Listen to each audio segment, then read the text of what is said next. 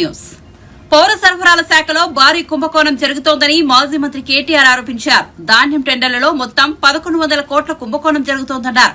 Global టెండర్ల పేరుతో భారీగా అక్రమాలు జరుగుతున్నాయన్న కేటీఆర్ ధాన్యం విక్రయానికి కమిటీ టెండర్ల ప్రక్రియ ఒకే రోజులో పూర్తి చేయడంలో ఆంతర్యం ఏమిటని ప్రశ్నించారు. ఒప్పందం చేసుకున్న దానికంటే ఎక్కువ మొత్తం అనధికారికంగా చెల్లించాలని మిల్లర్లను బెదిరిస్తున్నారని ఆరోపించారు. కొంతమంది కాంట్రాక్టర్లకు దోచిపెట్టడం, వాళ్ళు వీళ్ళు కలిసి చీకటి దందా చేసి 1000 కోట్ల రూపాయల కుంభకోణం ఈరోజు నేను నిర్దిష్టంగా చేస్తున్న ఆరోపణ. ఈరోజు ఈ స్కామ్లో మాత్రం కేవలం ఇక్కడ తెలంగాణలోని కాంగ్రెస్ పెద్దలకే కాకుండా ఢిల్లీ పెద్దల దాకా కూడా హస్తం ఉందని చెప్పి మాకున్న సమాచారం. 35 లక్షల మెట్రిక్ టన్నుల ధాన్యం సేకరణ కోసం పిలిచిన గ్లోబల్ టెండర్లు ఏవైతున్నాయో దాని వెనకాల జరిగింది దాదాపుగా 700 నుంచి 750 కోట్ల స్కాము ఒకవైపు. రెండవది మధ్యాహ్న భోజన పథకం కోసం పిల్లలు తినే మధ్యాహ్న భోజనం బల్లల్లో దానికోసం 2,20,000 మెట్రిక్ టన్నుల సన్న బియ్యం కొనుగోళ్ల పేరిట జరిగింది రెండో స్కామ్. దాని విలువ 300 కోట్లు. రెండు కలిపితే 1011 కోట్ల కుంభకోణం, 1100 కోట్ల కుంభకోణానికి తెరలేపింది కాంగ్రెస్ సర్కార్. మిల్లర్ల దగ్గర 35 లక్షల మెట్రిక్ టన్నుల ధాన్యాన్ని ఏదైతే సేకరించినామో మా ప్రభుత్వం ఉన్నప్పుడు దాన్ని విక్రయించేందుకు 3 నెలల కిందట రాష్ట్ర ప్రభుత్వ ఆదేశాలతో పౌర సరఫరాల శాఖ, సివిల్ సప్లైస్ కార్పొరేషన్ గ్లోబల్ టెండర్ల కహానికి తెరలేపింది. ఇది మేము మా ప్రభుత్వం ఉన్నప్పుడు దాదాపు 7,000 కోట్ల విలువ చేసే ధాన్యం నిల్వల మీద ఈ ప్రభుత్వం కన్నేసింది. జనవరి 25 నాడు కమిటీ వేసేది జనవరి 25, మార్గదర్శకాలు గైడ్ లైన్స్ ఇచ్చేది అదే రోజు, టెండర్లు పిలవడం కూడా అదే రోజు. ఎంత వేగంగా, ఎంత వాయువేగంగా, జెట్ స్పీడ్తో ఏ పని కాదు ఈ ప్రభుత్వంలో. మిల్లర్లు, రాష్ట్రంలో ఉండే రైస్ మిల్లర్లు వాళ్ళు స్వయంగా కన్సెంట్ ఇచ్చినారు. ఆనాడు సివిల్ సప్లైస్ డిపార్ట్మెంట్కి, ఆనాడు కానీ ఈనాడు కానీ 2100 రూపాయలకు మేము కొనుగోలు చేయడానికి సిద్ధంగా ఉన్నాం అని రాష్ట్రంలో ఉన్న రైస్ మిల్లర్లు ప్రభుత్వానికి వాళ్ళు కన్సెంట్ ఇస్తే, కన్సెంట్ అంటే వాళ్ళ ఉద్దేశం ఇనిషియేటివ్ తీసుకొని మేము తీసుకుంటాం అని వాళ్ళు ఆఫర్ ఇస్తే దాన్ని రిజెక్ట్ చేసి వాళ్ళ మాట వినకుండా గ్లోబల్ టెండర్ల పేరిట కొన్ని ప్రత్యేక నిబంధనలు పెట్టి, ఇంత టర్న్ ఓవర్ ఉండాలి, ఇంత టర్న్ ఓవర్ ఉండాలని చెప్పి కొన్ని నిబంధనలు పెట్టి వీళ్ళందరూ ఎవరైతే రైస్ మిల్లర్లు పాపం చిన్నవాళ్ళు ఉన్నారో వాళ్ళందరినీ కూడా ఇందులో పక్కకు నెట్టి ఇవాళ గ్లోబల్ టెండర్లను పిలిచారు. ఈ గ్లోబల్ టెండర్లు 4 కంపెనీలకు వచ్చేటట్టు రింగ్ చేసినారు. కేంద్రీయ Bandar, LG industries, Hindustan company, నాకాఫ్ అనే 4 సంస్థలు దక్కించుకున్నాయి. ఆ కేంద్రీయ బండార్ అనే సంస్థ ఏదైతే ఉన్నదో దానికోసం రూల్స్ రిలాక్స్ చేసి బ్లాక్ లిస్ట్లో ఉన్నదాన్ని తీసేసి తొలగించి ఇవాళ 4 కంపెనీలకే మొత్తానికి అక్కడ మిల్లర్లు 2100 రూపాయలకు కొనుగోలు చేస్తామని సుముఖత వ్యక్తం చేసినా వాళ్ళు అల్టిమేట్గా చేసింది ఏంటి అంటే మరి 1885 నుంచి 2007 రూపాయలకు ఒక బ్యాండ్ ఫిక్స్ చేసి 4 సంస్థలు కుమ్మక్కై మరి పూర్తి స్థాయిలో 2100లకు దాదాపు 200 రూపాయలు తగ్గించి మరి కుంభకోణం చేసి ఈ 4 సంస్థలు ఇంక్లూడింగ్ ఒక బ్లాక్ లిస్టెడ్ సంస్థకు కట్టబెట్టింది. వాళ్ళు చేయవలసింది కేవలం 90 డేస్లో paddy 35 lakh metric tons paddy lift చేసి 7,500 కోట్లు ప్రభుత్వానికి కట్టాలి. వీళ్ళు ఏం చేస్తున్నారు? మిల్లర్లతో నేరుగా ఆర్థికపరమైన లావాదేవీలు, మనీ లాండరింగ్ పాల్పడ్డారు. ఆ రైస్ మిల్లర్లను బెదిరిస్తూ ఇవాళ గోదాముల్లో ఉన్న ధాన్యాన్ని తీసుకొని పోకుండా ఇది వాళ్ళు లావాదేవీలు పాల్పడ్డారనడానికి వాళ్ళ డైరెక్ట్గా వాళ్ళ కరెస్పాండెన్స్.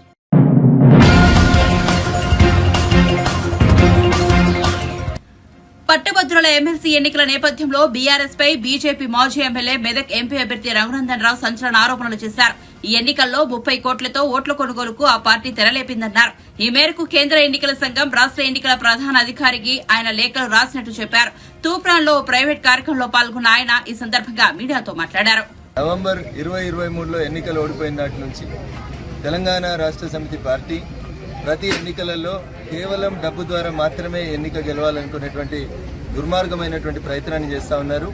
మొన్న జరిగినటువంటి పార్లమెంట్ ఎన్నికలలో కూడా అట్లాంటి చిల్లర ప్రయత్నం చేసి జనాలకి 500, 1000 రూపాయలు ఇచ్చి ఓట్లు కొనుగోలు చేసేటువంటి దుష్ట ప్రక్రియకి TRS party alias BRS party ప్రయత్నం చేస్తుంది. ఆఖరి ప్రయత్నంగా ఖమ్మం, వరంగల్, నల్గొండకి రేపు జరిగేటువంటి ఎన్నికలలో ప్రతి అసెంబ్లీ నియోజకవర్గానికి బయట నుంచి ఒక మాజీ ఎమ్మెల్యేను, మాజీ ఎంపీని, మాజీ ఎమ్మెల్సీని ఇన్ఛార్జిగా పెట్టి ఓట్లు కొనడానికని టీఆర్ఎస్ పార్టీ నిన్న తన bank account, TRS party bank account bank of Baroda Banjara హిల్స్లో టీఆర్ఎస్ పార్టీకి అధికారికంగా ఒక ఖాతా ఉంది. ఆ ఖాతా నుంచి నిన్న 30 కోట్ల రూపాయల్ని ఎవరైతే గత శాసనసభలో సభ్యులుగా ఉండి ఇప్పుడు ఖమ్మం, నల్గొండ, వరంగల్ జిల్లాలకు సంబంధించినటువంటి పట్టభద్రుల ఎన్నికలకి రేపు ఓట్లు జరుగుతుంటే నిన్న 30 కోట్ల రూపాయల్ని బంజారా హిల్స్ లో ఉన్నటువంటి తమ కెనరా బ్యాంక్ అకౌంట్ నెంబర్ 26610100002075 అనే అకౌంట్ నుంచి నిన్న 30 కోట్ల రూపాయల్ని టిఆర్ఎస్ పార్టీ 30 మంది ఖమ్మం, నల్గొండ, వరంగల్లో పనిచేస్తున్నటువంటి 30 మంది టిఆర్ఎస్ మాజీ ఎమ్మెల్యేలు, మాజీ ఎంపీలు, మాజీ ఎమ్మెల్సీలకు ట్రాన్స్ఫర్ చేసింది. నేను తెలంగాణ రాష్ట్ర ఎన్నికల సంఘ ప్రధాన అధికారి వికాస్ రాజ్ గారికి మీ ద్వారా సవినయంగా అప్పీల్ చేస్తున్నా. ఎందుకు టిఆర్ఎస్ పార్టీ నిన్న 30 కోట్లు తన అధికారిక ఖాతా నుంచి బదిలీ చేసింది? బదిలీ ఎవరెవరికి అయిందో ఆ ఎమ్మెల్యేలకి నిన్న 1 కోటి రూపాయలు బదిలీ చేయాల్సినటువంటి అవసరం ఏముంది? దీని మీద సమగ్రమైనటువంటి విచారణ జరిపించాలని కొద్దిసేపటి క్రితం తెలంగాణ రాష్ట్ర ఎన్నికల సంఘానికి రాతపూర్వకంగా ఒక మెయిల్ ద్వారా కంప్లైంట్ అందజేయడం జరిగింది. దీని మీద వారు యాక్షన్ తీసుకోకపోతే TRS party Canara bank of బరోడాలో ఉన్నటువంటి ఈ అకౌంట్ ని సీజ్ చేసి వారి మీద డిసిప్లినరీ యాక్షన్ తో పాటు డబ్బులు పంచి ఎన్నికలు గెలవాలని ప్రయత్నం చేసినందుకు టిఆర్ఎస్ పార్టీ గుర్తింపుని రద్దు చేయాలని భారతీయ జనతా పార్టీగా మేము డిమాండ్ చేస్తా ఉన్నాం. నేను ఇంత స్పష్టంగా ఎన్నికల కమిషనర్ కు పంపించిన కంప్లైంట్ లో bank of Baroda branch Banjara hills account number 266100002075 అనే ఖాతా నుంచి నిన్న మే 25వ తారీఖు రోజు 30 కోట్ల రూపాయల్ని తన ఎమ్మెల్యేలు, ఎమ్మెల్సీలు, ఎంపీల ఖాతాల్లోకి బదిలీ చేసింది టిఆర్ఎస్ పార్టీ.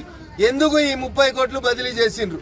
నేను చెప్పిన మాట అబద్ధమా నిజమా అనేది రేపు పొద్దున 9:30కి Bank of Baroda Banjara Hills కి వచ్చి విచారణ జరిపి ఆ 30 కోట్లు బదిలీ చేసి టిఆర్ఎస్ పార్టీ రేపు జరిగేటువంటి గ్రాడ్యుయేట్ ఎమ్మెల్సీ ఎన్నికల్లో ఓట్లు కొనేందుకు చేస్తున్న ప్రయత్నాన్ని ఆపాలని ఎన్నికల సంఘానికి విజ్ఞప్తి చేస్తా ఉన్నాం.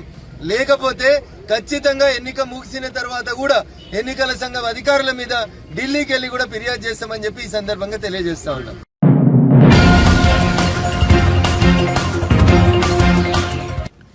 ఆంధ్రప్రదేశ్ లో జూన్ 4న ప్రజాప్రభుత్వం ఏర్పడుతుందని టీడీపీ నేత బొండా ఉమామహేశ్వరరావు అన్నారు. అన్ని సర్వేలు ఎన్డీఏ కూటమికి అనుకూలంగా ఉన్నాయని పేర్కొన్నారు. తిరుమల శ్రీవారిని బొండా ఉమా ఆదివారం దర్శించుకున్నారు. వీఐపీ ప్రారంభ విరామ దర్శన సమయంలో స్వామివారి సేవలో పాల్గొని మొక్కులు చెల్లించారు. అనంతరం మీడియాతో ఆయన మాట్లాడారు.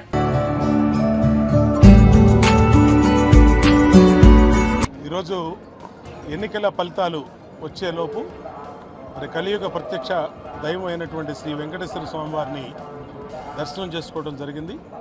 ఆయన ఆశీస్సులతో రేపు 4వ తారీఖు నాడు ప్రజాప్రభుత్వం ఈ రాష్ట్రంలో ఏర్పడబోతా ఉంది. దాంట్లో ఎటువంటి సందేహం లేదు. అన్ని సర్వేలు కూడా ఇవాళ మొత్తం ఎన్డీఏ కూటమికి అనుకూలంగా చూపిస్తున్నటువంటి తరుణంలో ఆ వెంకటేశ్వర స్వామి ఆశీస్సులతో కొత్త ప్రభుత్వం ఏర్పడబోతా ఉంది.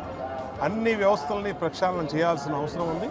అన్ని వ్యవస్థల్ని కూడా మళ్ళీ గాడిలో పెట్టవలసిన అవసరం ఉంది. ఈ రాష్ట్రంలో మళ్ళీ ప్రజలకి మెరుగైన పరిపాలన వెంకటేశ్వర స్వామి ఆశీస్సులు చేయవలసిన అవసరం ఉంది. వాళ్ళు ఉన్నటువంటి గత 5 సంవత్సరాల ప్రభుత్వాలు స్వామివారి మీద భక్తి లేకుండా రాజకీయంగా వెంకటేశ్వర స్వామివారి, తిరుమల తిరుపతి దేవస్థానాన్ని, టీటీడీని వాడుకున్నారు పాలకులు. అనేక రకాలుగా స్వామివారిని, టీటీడీని, స్వామివారి పేరుని రాజకీయంగా వాడుకున్నారు. దాన్ని భక్తితో ఇక్కడ చైర్మన్ కానీ ముఖ్యమంత్రి కానీ ఏ రోజు కూడా భక్తితో వ్యవహరించలేదు. కనీసం 5 సంవత్సరాల్లో ఒక్కసారి కూడా దంపతులతో ముఖ్యమంత్రి స్వామివారికి పట్టు వస్త్రాలు సమర్పించినటువంటి దాఖలాలు లేవు.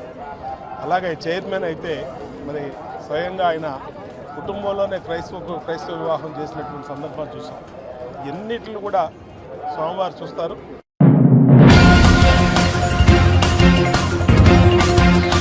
మాచర్ల ఎమ్మెల్యే పిన్నెల్లి రామకృష్ణారెడ్డి బాధితుడు టీడీపీ పోలింగ్ ఏజెంట్ మాణిక్యాలరావుతో కలిసి టీడీపీ పొలిట్ బ్యూరో సభ్యుడు వర్లరామయ్య మీడియా సమావేశం నిర్వహించారు.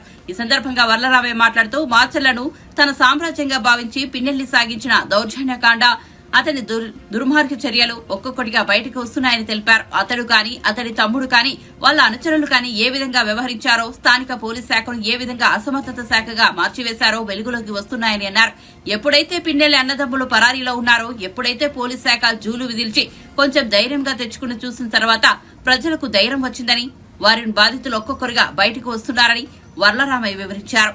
రకంగా నిర్వీర్యం చేశాడో, ఒక అసమర్థ శాఖగా దాన్ని మార్చివేశారో, ఇవన్నీ కూడా ఒకటొకటే బయటకు వస్తున్నాయి.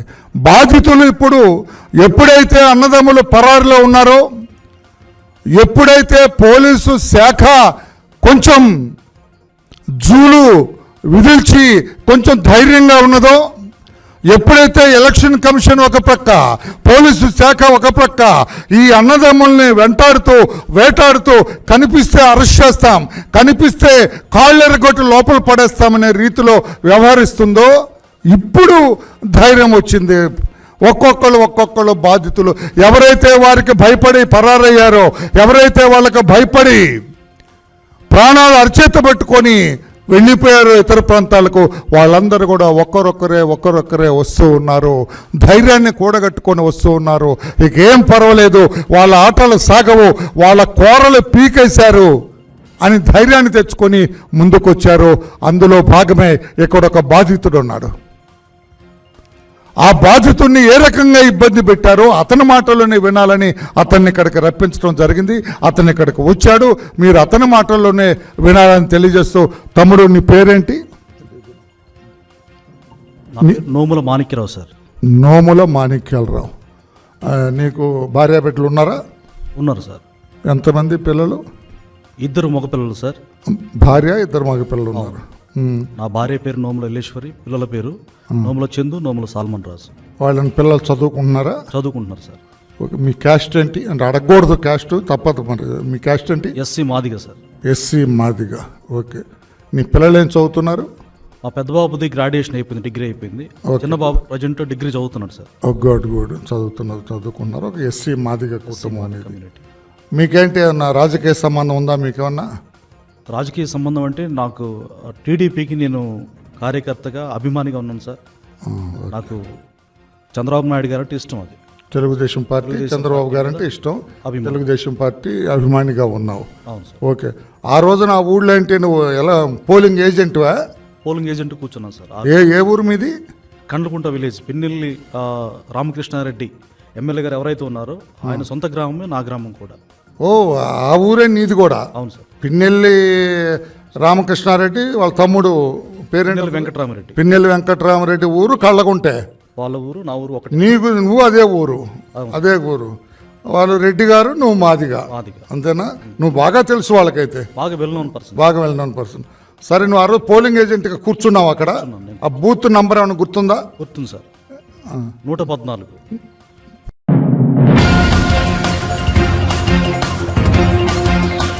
ఎంపీ ఎన్నికల్లో సీట్లు రావని అక్కసుతోనే తమ ప్రభుత్వంపై బీఆర్ఎస్, బీజేపీ నేతలు అబద్దాలు, తప్పుడు ప్రచారం చేస్తున్నారని ఐటీ, ఇండస్ట్రీస్ శాఖ మంత్రి శ్రీధర్బాబు మండిపడ్డారు. ప్రతిపక్షాల విమర్శలకు తన పనితీరే నిదర్శనమని ఆయన స్పష్టం చేశారు. ఆదివారం శ్రీధర్బాబు గాంధీభవన్ లో మీడియాతో మాట్లాడారు. 10 ఏళ్లలో జరిగిన తప్పులను 3 నెలల నుంచి సెట్ చేస్తున్నామని, ఇంతలోనే ఎంపీ ఎలక్షన్ కోడ్ వచ్చిందని తెలిపారు. మార్పునకు అడ్డు వస్తే సహించేది లేదని, ప్రజల సంక్షేమమే తమకు ముఖ్యమని అన్నారు. అబద్దాలు ప్రచారం చేస్తే బీఆర్ఎస్ పార్టీ కనుమరుగైపోతుందని హెచ్చరించారు. తమ సర్కార్ ప్రజలకు ఇస్తున్న పథకాలను కేసీఆర్, కేటీఆర్, హరీష్ రావు పక్కదోవ పట్టిస్తున్నారని ఆరోపించారు. ముఖ్యంగా పవర్, సివిల్ సప్లై, ఇరిగేషన్ ఇండస్ట్రీలపై అబద్దాలు ప్రచారం చేస్తున్నారని ఫైర్ అయ్యారు.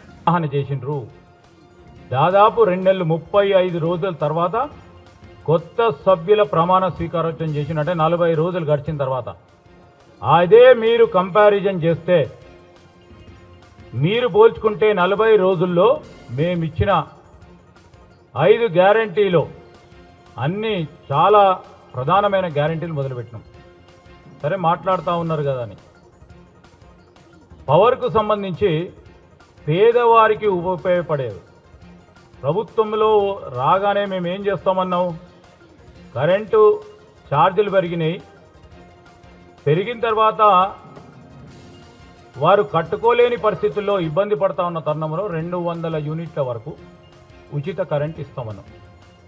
కరెంటుకు సంబంధించి చెప్తా ఉంటే 200 యూనిట్ల కరెంటు 2 నెలల నుంచి ఈ రాష్ట్ర ప్రజానికానికి 200 యూనిట్ల లోపడే ఆ వినియోగదారుడికి ఫ్రీ కరెంట్ ఇస్తూ ఉంటే, ఈ ఫ్రీ కరెంటు అంశాన్ని ప్రక్కదారి పట్టేయాలని ఆనాడు ఉన్న ముఖ్యమంత్రిగా కేసీఆర్ గారు బస్సు యాత్ర చేసిండ్రు ఎన్నికల్లో గెలవాలని. వారి పార్టీ పరంగా వారు పడతా ఉన్న ఇబ్బందులను అర్థం చేసుకున్నాం. కానీ సూర్యాపేట సభలో నేను ఉదాహరణ చెప్తా ఉన్నా, చిన్న 2-3 ఉదాహరణలు చెప్తా కరెంటుకు సంబంధించి. సూర్యాపేట సభలో కేసీఆర్ గారు ఆ సభకు సంబంధించి ఆడున్న డిస్కామ్ కనెక్షన్ అసలు తీసుకోలే, దాన్ని వాడలే. జనరేటర్ మీద సభా కార్యక్రమాన్ని నిర్వహించాలని నిర్ణయం చేసి ఆ సభలో ఆ జనరేటర్ వల్ల జరిగిన కొద్ది ఇబ్బందిని డిస్కామ్ పై నెట్టడం, విద్యుత్ శాఖపై నెట్టి, దానికి తోడు కాంగ్రెస్ పార్టీ ప్రభుత్వంపై ఆరోపణలు చేసిండ్రు, ట్వీట్లు చేసిండ్రు. అసలు జనరేటర్ పెట్టింది ఎవరు? మీరు డిస్కామ్ ద్వారా మీరు కరెంటు తీసుకోవద్దని చెప్పింది ఎవరు? మీకు సౌలతుగా ఉంటుందని మీరు జనరేటర్ ద్వారా తీసుకుంటే ఆ జనరేటర్ పెట్టింది మీరు, మీ టీఆర్ఎస్ కార్యకర్తలు, నాయకులు. వారు చేసిన పొరపాటుకి రాష్ట్ర ప్రభుత్వం బాధ్యత వహించాలని, కరెంటు పోతా ఉందని అసత్య ప్రచారం కరెంటు విషయంలో ఎన్నికల సందర్భంలో అనేక సందర్భాల్లో చెప్పినప్పుడు ఇదొక అంశమైతే, మీరు భువనగిరి సంబంధించిన 11 kV వారి హయంలో 1 సంవత్సర కాల హయంలో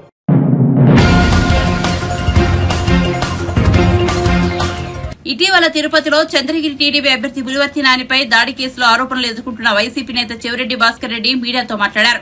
పులివర్తి నాని తనకు రాజకీయ ప్రత్యర్థి మాత్రమే తప్ప ఆయన తనకు శత్రువు కాదని స్పష్టం చేశారు. తనపై అనవసరంగా నిందలు వేస్తున్నారని చెవిరెడ్డి ఆవేదన వ్యక్తం చేశారు. నియోజకవర్గంలో ఈ 5 ఏళ్లలో తాను ఒక్కరిపై చేసుకున్నట్టు గాని, కనీసం చిన్న మాట తిట్టినట్టు గాని చూపించగలరా అని వ్యాఖ్యానించారు. ఇంతకంటే హుందాగా ఎలా ఉండాలో చెప్పండి అంటూ అడిగారు. ఒక వ్యక్తి తన ప్రచారం రావడం కోసం, ఒక వ్యక్తి తన ప్రచారాన్ని పెంచుకోవడం కోసం, ఒక వ్యక్తి తన పేరుని జనాలకు తీసుకెళ్ళడం కోసం ఆడినటువంటి ఒక చిన్న నాటకం ఈరోజు ఏ పరిస్థితి వచ్చింది? ఊరు మనశాంతి రాకుండా బతుకుతున్న ఉద్యోగస్తులు, పబ్లిక్ కూడా ఏం జరుగుతుంది తెలియకుండా. అదే కాదు నా మీద జరిగింది, ఇంటికి వెళ్ళిపోయాం కదా, నువ్వు కూడా 14 మంది మీటర్ ముందుకు వెళ్ళిపోయింది, సరిపోయింటుంది కదా. సరే జరిగింది, నీకేం కాలేదు, వాళ్ళ మటుకు లోపల వేస్తే తాను తీస్తారు, కాళ్ళు కొట్టడం కూడా తప్పు, దాన్ని కూడా మేము అంగీకరించాం. అది కూడా తప్పే, చట్టం ఖచ్చితంగా వాళ్ళ మీద తప్పు చేసినప్పుడు యాక్షన్ తీసుకోవాల్సింది. కానీ మీరు ఆ తర్వాత చేసినటువంటి దాడులు, ఆ తర్వాత చేసినటువంటి కొట్టినటువంటి విధానాలు, ఆ తర్వాత నువ్వు రెచ్చగొట్టిన విధానం, ఆ తర్వాత హాస్పిటల్లో చేసినటువంటి దాడులు, ఇవన్నిటి వల్ల ఏమైంది? ఏదో జరిగిపోతుందని, నాన్నగారి పైన ఏదో జరిగిపోయిందని, నాన్నగారికి ప్రణామాయం వచ్చిందని, నాన్నగారు జరిగిందని ఒక పెద్ద మెసేజ్ జనాలకి పంపించేసిన తర్వాత తిరుపతి ఈ పుణ్యక్షేత్రంలో తిరుపతి మీద ఎంతో డ్యామేజ్ అవుతుంది సార్. ఆలోచించాం మనం. నేను చెప్తున్నాను, విమర్శించాలని ఆలోచన కాదు, కానీ మీకు అందరికీ తెలియాలి ఏం జరుగుతుంది. నా ఉద్దేశం నాన్నగారు మాట అనాలని కాదు, మీరే చూసారు ఎంత యాక్టివ్గా ఉంటారు. 2 hours ఎందుకు వచ్చింది ఆ పరిస్థితి? రాకూడదు కదా. మీకు చాలా ప్లాట్ఫామ్స్ ఉంటాయి. మనం జనాల్లో మంచి పేరు తెచ్చుకోవాలంటే, లేదంటే ఇంకా ఎదగాలనుకుంటే ఒక వ్యక్తిని మనం ముందుకు ఇబ్బందులకు నెట్టి మనం ఎదగాలనుకోకూడదు. నేను ఆ రోజు చెప్తున్నాను, ఈ అయిన తర్వాత నిజంగా ఆయన పిహెచ్డి నేను ప్రొఫెసర్గా వెళ్ళిపోదామని అనుకున్నాను. 2 సార్లు నేను high school SPL, junior college chairman, degree college chairman, ML university chairman, నాలా లా కాలేజ్ చైర్మన్, 25 సంవత్సరాల ముందు తిరుపతి రాని 27 సంవత్సరాల వయసులో తిరుపతి జెడ్పీటీసీ, 34 ఏళ్ళకి నేను తిరుపతి చైర్మన్, అది చిన్న వయసులో పాలక మండలి సభ్యుడు, 43 yearsకి ఎమ్మెల్యే. చిన్నప్పటి నుంచి ఎన్ని చూసిన తర్వాత నేను ప్రొఫెసర్గా వెళ్ళిపోదాం అనుకున్నాను. ఎన్ని ప్రత్యక్ష రాజకీయాల నుంచి కాదు, పరోక్షంగా మనం వెళ్ళి ఒక సర్వీస్ ఓరియంటెడ్ వెళ్ళిపోవాలనే టూరిస్ట్ ముందు వెళ్ళిపోయినా. ఆ రోజు నా కొడుకు ఎందుకు తీసుకొచ్చామంటే కాన్షియస్తో భావోద్వేగ సంబంధం ఏర్పడింది, నాకు ఎమోషనల్ బాడీ దగ్గర సంబంధం ఏర్పడింది. నా కొడుకు కూడా ఆ రోజు వాడికి పెద్ద ఇంట్రెస్ట్ కూడా లేదు, నాకు నిజంగా లేదు వాడికి ఇంట్రెస్ట్. మా ఇంట్లో చాలా రోజులు ఆర్గ్యుమెంట్ కూడా జరిగింది ఆ రోజు. వాడు నాకు వద్దు అని, ఎందుకంటే వాడు హై స్కూల్ ఎడ్యుకేషన్ అంతా కూడా చెన్నై వేలామూలో చదివాడు, ఇంటర్మీడియట్ అంతా కూడా అండర్ గ్రాడ్యుయేషన్ అంతా కూడా సింగపూర్లో చదివాడు, మాస్టర్స్ వచ్చి లండన్లో ప్రపంచం టాప్ 10 యూనివర్సిటీలో ఒకటి ఫార్మసీ యూనివర్సిటీ డిస్టెన్స్లో పాస్ అయ్యాడు. నేను బిజినెస్కి వెళ్ళిపోతా, బ్యాంకింగ్ అండ్ అకౌంటింగ్ మార్కెటింగ్ వెళ్ళిపోతా, నాకు బిజినెస్లోకి వెళ్ళిపోతాను అన్నప్పుడు మరి మీకు చెప్పినటువంటి మాట, మనకి నియోజకవర్గానికి భావోద్వేగ బంధం ఉంది, ఇప్పుడు అది వెళ్ళిపోవడం కరెక్ట్ కాదు. నేను ఎట్లా ప్రొఫెషనల్కి వెళ్ళిపోదాం అనుకున్నా, నేను ప్రొఫెషనల్కి వెళ్ళిపోయినప్పుడు ఎవరో ఒకరు కాన్ఫిడెన్స్తో ఉండాలని అతను పెట్టడం జరిగింది. ఆ రోజు ఈరోజు కూడా చెప్తున్నాం. తను అంటున్నారు దాడులు చేస్తున్నాం, ఇది చేస్తున్నాం. సరే, మా లక్ష్యమే వేరు, మా ఆలోచనలే వేరు, నాకున్న బాధ్యతలే వేరు. దీనికోసం సమయం వేస్ట్ చేసుకునేంత అమాయకుందా?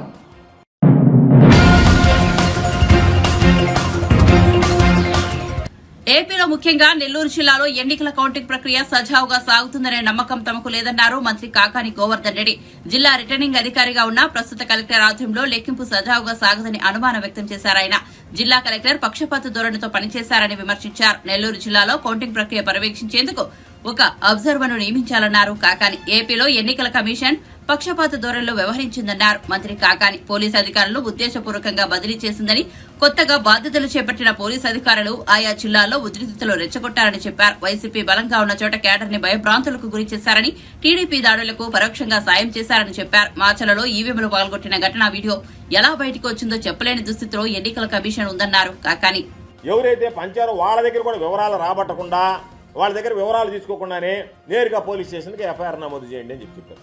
కొంతమంది ఉద్యోగులు పాల్గొన్నటువంటి వాళ్ళ మీద ఎఫ్ఐఆర్ నమోదు చేశారు. తప్పులేదు, ఎన్నికల కమిషన్కి సంబంధించి విధి విధానాల ప్రకారం. అయితే ఒక అంగన్వాడీ టీచర్ పాల్గొనింది అంటే ఆ తర్వాత ఆమె రాజీనామా చేసింది కాబట్టి ఆమె మీద చర్యలు తీసుకోలేదన్నారు. అంటే మీ దగ్గర సర్వీస్ రూల్స్ ఏం చెప్తుంది, ఎన్నికల కమిషన్ నిబంధనలు ఏం చెప్తున్నాయి? వాళ్ళ రాజీనామా ఆమోదించినంత వరకు వాళ్ళు ఏదైతే దొరికిన తర్వాత ఫిర్యాదు చేసిన తర్వాత వాళ్ళు వెళ్ళి రాజీనామా చేస్తే రాజీనామా చేశారు కాబట్టి మేము వదిలేసాం, బాగానే ఉంది. మిగతా వాళ్ళు పాపం ఒక ప్రొసెషన్ వెళ్తూ ఉంటే అది వాళ్ళని క్రాస్ చేసుకుంటూ పోతే ఓ పత్రికలో వీళ్ళు పాల్గొన్నారని చెప్పి వేస్తే విచారణ లేకుండా ఎఫ్ఐఆర్ కట్టించేశారు. కాబట్టి ఇంత పక్షపాత వైఖరి జిల్లా స్థాయిలో ఎన్నడూ కూడా అవలంబించినటువంటి పరిస్థితులు లేవు. కాబట్టి దీని మీద ఇంతటితో విడిచిపెట్టాం. మరలా ఎన్నికల కమిషన్కి చెప్పాం, ఎక్కడన్నా మానవతా దృక్పథంతో డబ్బులు పంపిణీ చేయొచ్చా, మీరు మాకు వివరణ ఇవ్వండి అని చెప్పి అడిగాం. దాని మీద ఎన్నికల కమిషన్ స్పందిస్తుందని ఆశిస్తున్నా. లేని పక్షంలో ఖచ్చితంగా హైకోర్టులో కేసు వేసి ఎవరైతే దీనికి బాధ్యులు ఉన్నారో అందరినీ కూడా దాంట్లో బాధ్యులుగా చేర్చి వాళ్ళ మీద హైకోర్టుకు వెళ్ళి ఖచ్చితంగా దీని మీద చర్యలు తీసుకోవడం జరుగుతుంది తప్ప ఎవరో మా ఇష్ట ప్రకారం వ్యవహరిస్తాం, మేము జిల్లా ఎన్నికల అధికారిగా ఉన్నామని చెప్పి వ్యవహరిస్తే మాత్రం విడిచిపెట్టేది ఉండదు. కాబట్టి దీని మీద ఆర్ఓకు కూడా మరలా ఒకసారి అధికారికంగా వెళ్ళి నేనే స్వయంగా వెళ్ళి ఫిర్యాదు చేద్దాం అనుకున్నాం. కాబట్టి వెళ్ళి అధికారికంగా ఆర్ఓ కూడా మళ్ళీ ఒకసారి నేనే ఫిర్యాదు చేస్తా. దొరికినటువంటి వీడియో క్లిప్పింగ్ని బట్టి ఈరోజు దాన్ని బట్టి వాళ్లే ఇచ్చారు, పంచింది వాస్తవం అని ఒప్పుకున్నారు. కాబట్టి క్లియర్ కట్ ఎఫ్ఐఆర్, ఇంక దాని మీద విచారణ కూడా అవసరం లేదు. మానవతా దృక్పథంతో పంచాడా, ఇంకొక దృక్పథంతో పంచాడా, ప్రతి ఒక్కడు ఎన్నికల్లో పంచేవాడు మానవతా దృక్పథం అని చెప్తాడు, తీసుకునేవాడు మానవతా దృక్పథంతోనే తీసుకుంటాడు. కాబట్టి మానవతా దృక్పథంతో పంచాము అని చెప్పని ఎక్కడన్నా ఎవరైనా ఇంతవరకు నాకు తెలిసి ఈ దేశ స్థాయిలోనే, రాష్ట్రంలో వదిలిపెట్టిన దేశ స్థాయిలో కూడా ఎవరు రిపోర్ట్ రాస్తున్నాడు నెల్లూరు జిల్లా ఎన్నికల అధికారి తప్ప. కాబట్టి ఇటువంటి దారుణమైనటువంటి వైఫల్యాలు జరిగాయి. కాబట్టి నేను మరలా ఇంకొక ఎన్నికల కమిషన్ దృష్టి కూడా తీసుకువెళ్ళాం. ఇటువంటి వాళ్ళ నేతృత్వంలో రేపు కౌంటింగ్ కూడా సజావుగా సాఫీగా జరగకపోవచ్చు. కాబట్టి మీరు ఒక పరిశీలకుని నియమించండి ప్రత్యేకంగా. రాష్ట్ర ఎన్నికల అధికారిగా ఈ జిల్లాలో ఎన్నికలు సజావుగా సాఫీగా జరగవు అని చెప్పని పరిశీలకుడు కూడా నియమించండి అని చెప్పని కూడా ఎన్నికల కమిషనర్కి ఈరోజు రాయడం జరిగింది. కాబట్టి వీటన్నిటినీ దృష్టిలో పెట్టుకొని మరొకసారి ఎంత దారుణమైనటువంటి వైఫల్యం, బూతుల్లోకి వెళితే కనీసం వెళ్ళడానికి చోటు లేదు, కొన్ని దగ్గర లైట్లు లేవు, కొన్ని దగ్గర పాపం కరెంట్ కనెక్షన్ లేవు, అన్ని రకాలైనటువంటి ఇబ్బందులు పడితే 2 బూతులు 1000 మంది ఓటు వేయడానికి ఒక ఎన్సీసీ క్యాడెట్ని పెడతారా? పాపం వాళ్ళు వీళ్ళని నిరోధించగలరా, క్రమబద్ధీకరించగలరా? కనీసం లా అండ్ ఆర్డర్ ప్రాబ్లం లేకపోవచ్చు, శాంతి భద్రతల సమస్య లేకపోవచ్చు, ఎవడన్నా పాపం బాగలేదనో ఆకలియో షుగరనో ముందుగా వెళ్ళి ఓటు వేయడానికి ముందుకు వెళ్ళచ్చు. వాళ్ళని కనీసం క్రమబద్ధీకరించి పంపించగలిగేటువంటి యంత్రాంగాన్ని మీరు నియమించుకోలేకపోతే ఎక్కడో తీసుకొచ్చి తమిళనాడు పోలీసుని పెట్టారు. వాళ్ళకి పాపం తెలుగు రాదు, వీళ్ళు పోయి చెప్పేది వాళ్ళకి అర్థం కాదు, వాళ్ళు చెప్పేది వీళ్ళకి అర్థం కాదు. దానికి సంబంధించి 2వ వాడు ఉన్నాడంటే 2వ వాడు లేడు చెప్పుకోవడానికి. ఎంత దారుణమైనటువంటి పరిస్థితి అంటే, నాకు తెలిసి నెల్లూరు జిల్లాలో ప్రజలకు నిజంగా చేతులెక్కి మొక్కాలి పాపం. ఎక్కడో చెదురుమదురు సంఘటనలు జరిగాయి కానీ ఎవరు ఎంతమంది ప్రేరేపించినా సరే శాంతియుతంగా నిలబడి రాత్రి 12 గంటలు 1 గంటలైనా సరే ఓటింగ్లో పాల్గొని దాన్ని బాధ్యతగా ఈరోజు మనం ఓటు వేయడం అనేటువంటిది మన బాధ్యతని గుర్తించినటువంటి నెల్లూరు జిల్లా ప్రజల్ని, పాపం పోలింగ్లో పాల్గొన్నటువంటి అధిక శాతంలో ఎక్కడన్నా 1 ఉండొచ్చు కానీ లోపాలు, అధిక శాతం పోలింగ్ సిబ్బంది కష్ట నష్టాలకు ఓర్చి నేను అనుకున్నా ఈ ఎన్నికల్లో కనీసం ఈరోజు జరిగినటువంటి పరిస్థితుల్లో ఈ బాక్సులైనా స్ట్రాంగ్ రూమ్కి చేరతాయా అనేటువంటి అనుమానం కలిగింది. నేను రాత్రంతా మేలుకుని ఉన్నా, ఎక్కడికక్కడ ఫోన్లు చేస్తే ఇంతవరకు మాకు బస్సులు రాలేదు, ఇంతవరకు బండి రాలేదని. ఎప్పుడైనా ఒక రూట్ బస్సు అని ఉంటే పోలింగ్ అయిపోయిన తర్వాత గంట కల్లా వచ్చి మామూలుగా డబ్బాలు తీసుకెళ్ళేది. ఏది మామూలుగా పోలింగ్ బాక్సులు ఉన్న రోజుల్లోనే ఈవీఎంలు తీసుకెళ్ళడానికి అర్ధరాత్రి నుంచి పాపం ఎదురు చూస్తే ఏజెంట్లు, అన్ని పార్టీలకు సంబంధించినటువంటి ఏజెంట్లు అందరూ కూర్చుంటే వేకుజామున 7 గంటలు 8 గంటల దాకా వచ్చి 6 బస్సులు తీసుకెళ్ళాయి. కాబట్టి రవాణా శాఖకు సంబంధించి మీరు ఎందుకు వైఫల్యం చెందారో, రవాణాకు సంబంధించి ఎందుకు అక్కడ కనీస ఏర్పాట్లు చేయలేకపోయారు, ఎవరు లోపం మీద అనేటువంటి దాని మీద కూడా పూర్తి స్థాయి దర్యాప్తు చేయాలి.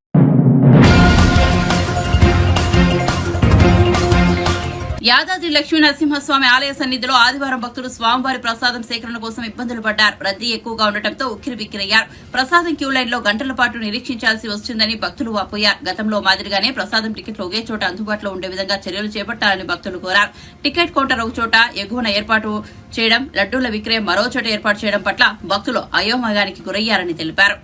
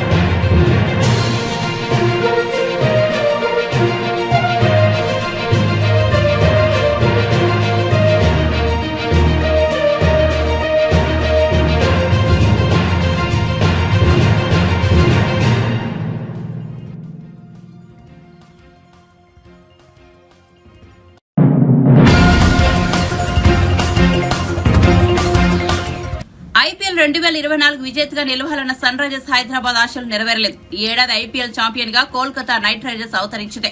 కోల్కతా నైట్ రైడర్స్ తో జరిగిన ఫైనల్స్ లో పాట్ కమిన్స్ నాయకత్వంలోని సన్ రైజర్స్ అన్ని రంగాల్లో విఫలమైంది. చెన్నైలోని ఎంఏ చిదంబరం స్టేడియంలో జరిగిన ఈ మ్యాచ్ కోల్కతాలో 8 వికెట్ల తేడాతో ఘన విజయం సాధించింది. ఈ టైటిల్ సమరంలో టాస్ గెలిచి బ్యాటింగ్ చేసిన సన్ రైజర్స్ 18.3 ఓవర్లలో 113 పరుగులకే ఆలౌట్ అయింది. ఆ స్వల్ప స్కోరును కాపాడుకునేందుకు సన్ రైజర్స్ విఫల యత్నం చేసింది. 114 పరుగుల విజయ లక్ష్యాన్ని కోల్కతా జట్టు 10.3 ఓవర్లలో కేవలం 2 వికెట్లు కోల్పోయి ఛేదించింది. వెంకటేష్ అయ్యర్ విధ్వంసక ఇన్నింగ్స్ లో కోల్కతా విజయం కీలక పాత్ర పోషించాడు. వెంకటేష్ అయ్యర్ 26 బంతుల్లో 4 ఫోర్లు 3 సిక్స్లతో 52 పరుగులతో అజేయంగా నిలిచాడు.